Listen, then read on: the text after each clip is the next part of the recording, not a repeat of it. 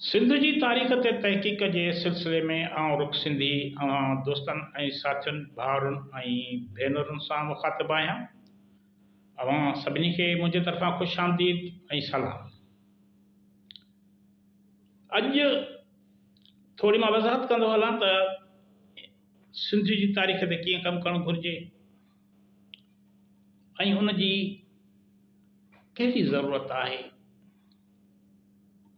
अॼु जे जदीद जेको साइंसी दौरु आहे, अॼु जे जदीद साइंसी दौर में कंहिं बि मुल्क, क़ौम, ख़िते या का बि ॿोली ॻाल्हाईंदड़नि बाबति को बि कूड़, लॿाड़बाज़ी या ग़ैर हक़ीक़ी दावाऊं फबी नथियूं सघनि।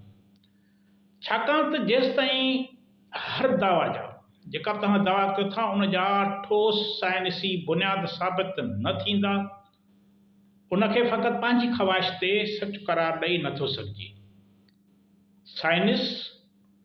साइंस असांजे अक़ीदनि, नज़रियनि, नस्ल परस्तानी सोच, क़ौमपरस्ती ऐं ग़ैर हक़ीक़ी दावाउनि खे रद्द ॾियण लाइ मौजूदु आहे। इन करे क़दीम दौर जे तहज़ीब, तारीख़, सक़ाफ़त, माॻनि मकाननि, मौसम, दरियाई वकिरनि बाबति का बि कूड़ी दावा पेर खोड़े बीह नथी सघे। असां हिन चैनल ज़रिए सिंध जी सही सची तारीख़ पेश कंदासीं। उन सां कंहिं बि धुर खे का तकलीफ़ थिए थी त उन ते असीं मुआज़रत खवायूं। छाजे करे जो तारीख़ में मुख़्तलिफ़ दौरनि में जेकी वाक़िया थिया आहिनि, जीअं थिया आहिनि, उन्हनि बाबति ईअं ई ज़िक्र थींदो, असां उन्हनि खे पंहिंजी ख़्वाहिश ते तब्दील नथा करे सघूं। अॼु पाण सिंध जे हिकु बहादुर जर्नेल शाह बहारो बाबति ॻाल्हि ॿोल कंदासीं। घणनि माण्हुनि खे ख़बर न आहे त शाह बहारो केरु हुयो। इंतिहाई वॾो किरदारु आहे सिंध जो। अब आख़िर ताईं ॿुधंदा। ही जर्नेल शाह बहारो उहो जर्नेल आहे, उहो फ़ौजी सरबराह आहे, उहो बहादुर धरती जो पुटु आहे जंहिं 80 खां वधीक जंगुनि में दुश्मननि खे शिकस्त ॾिनी। सिंध में कलोड़नि जी हुकूमत मिड़नी ॾुखियाउनि ऐं मुश्किलातुनि जे बावजूदु पंहिंजे वतन जी सलामतीअ लाइ हर मोर्चे तां वेड़ जारी रखी।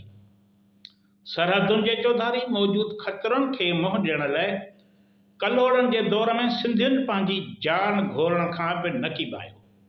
सिंध में हर दौर में जोधनि ऐं जवाननि वतन ख़ातिर साह जी आख़िरी हिॾकीअ ताईं वेड़ जारी रखी आहे।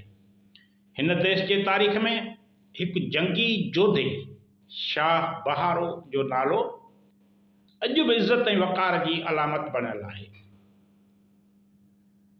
अॼु इन ई जोधे ऐं सिंध जे बहादुर जर्नेल शाह बहारो जो ज़िक्र कंदासीं, जंहिं कलोड़ा दौर में सिंध जे सरहदुनि खे सलामत रखण लाइ 80 भेरा दुश्मननि सां जंगियूं कयूं, उन्हनि खे शिकस्त ॾिनियूं। सिंध ते मुग़लनि जे कब्ज़े जे ख़ात्मे खां पोइ ॾेही कबीले कलोड़नि जी हुकूमत जो बुनियादु पियो। संदन हुकूमत 1701 ईस्वी खां 1783 ईस्वी ताईं क़ाइमु रही। कलोड़ा सिंध जा मक़ामी हुक्मरान हुया जिन सिंध ते 82 साल हुक्मरानी कई। कलोड़ा दौर जो पहिरियों बादशाह मियां यार मोहम्मद कलोड़ो हुयो, जंहिं दादू ज़िले में ख़ुदाबाद शहर खे पंहिंजे गादीअ जो हंधु बणायो। जॾहिं त 1768 में कलोड़नि पंहिंजे गादीअ जो शहर हैदराबाद खे बणायो। कलोड़नि जे दौर में सिंध जूं सरहदूं गुजरात जे कच्छ वारे इलाइक़े ते वसी हुयूं। मियां यार मोहम्मद कलोड़े पंहिंजे दौर में सिबी ऐं कच्छी वारा इलाइक़ा बि सिंध में ॿीहर शामिल कया। जंहिं वक़्तु यार मोहम्मद कलोड़े वफ़ात कई, उन वक़्तु मुग़ल दौर जी समूरी बखर डिवीज़न, मुग़ल दौर जी समूरी जेका बखर डिवीज़न हुई, सेवण ऐं सिबी, ॾाढर ऐं गंजाबी ताईं वारा सभु इलाइक़ा मक़ामी कलोड़नि जे हाकमियत हेठि हुया। जॾहिं त मियां नूर मोहम्मद कलोड़े जे हाकुम थियण वक़्तु सिबी ऐं कच्छी वारा इलाइक़ा सिंध जे सरहदुनि में शामिल हुया। मियां नूर मोहम्मद उते पंहिंजो नाइब मुक़ररु कयो। मियां नूर मोहम्मद सिंध जे सरहदी परगिणे चांडका जो तख़्तगाह लाड़काणे खे बनायो। उते कचो किलो पिणु अॾायईं ऐं मथे तोपूं रखाए 10,000 लश्कर मुक़ररु कयईं बीहारियईं। इहो लश्कर शाह बहार झुंझुण जे निगरानीअ हेठि मुक़ररु कयो। जॾहिं मियां साहब वफ़ात कई तॾहिं वसियतनामे में कच्छीअ वारो इलाइक़ो पंहिंजे पुट मियां मोहम्मद मुराद याब खे ॾिनो हुअईं। कलोड़ा दौर जो जो आख़िरी हुक्मरान अब्दुल नबी कलोड़ो हो, टालपुरनि 1783 में संदसि हुकूमत जो ख़ात्मो आंदो। कलोड़नि जी हुक्मरानी वारे दौर में बि बलूचिस्तान जा कच्छी, सिबी, ॾाढा ऐं ॿिया इलाइक़ा सिंध जे सरहदनि में शामिल रहिया।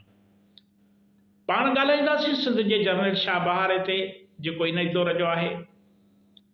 हू ज़ात जो झंझण हुयो, जंझी झंझण असल में मक़ामी यानी ॾेही समाट बिरादरी समा बिरादरी जो हिसो आहिनि।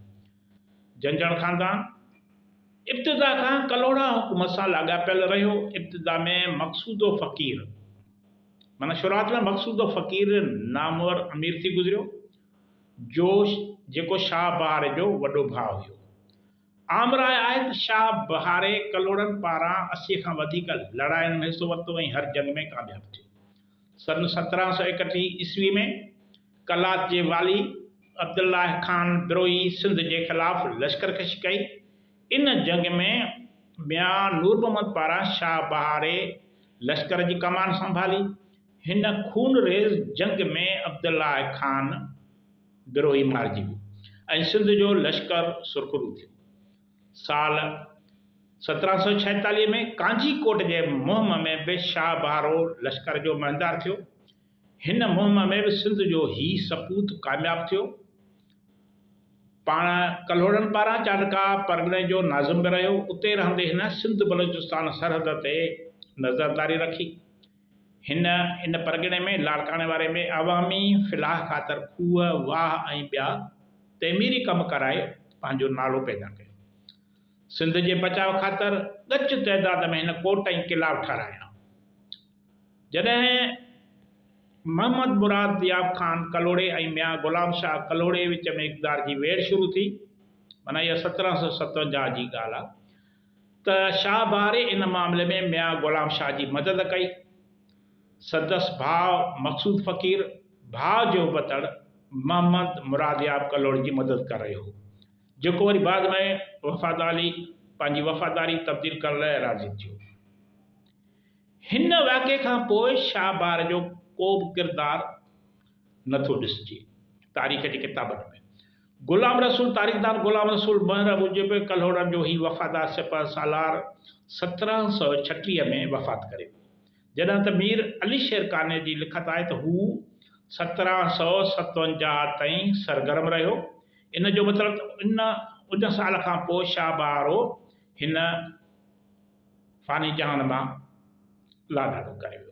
सिंध जे हिन सूर्य सिपह सालार जे मज़ार ते हेनरी कज़न्स मूजिबि 1774 ईस्वीअ में मुक़बरो तइमीर कयो वियो। हीउ मुक़बरो मियां ग़ुलाम शाह जे हुक्म सां तइमीर थियो।